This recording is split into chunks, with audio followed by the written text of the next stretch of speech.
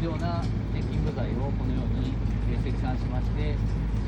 図面としてどこに使用するかっていうのをこちらにも、記載がされているといった状況になっています。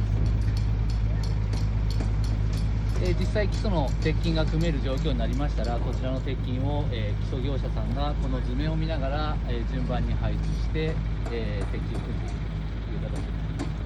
です。鉄筋は工場ではこのように、溶接が基本的にされているのを現場では手で組むような形になりますので、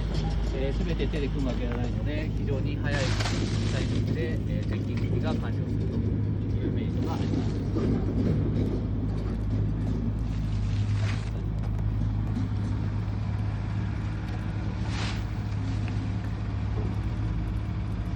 ありがとうございます。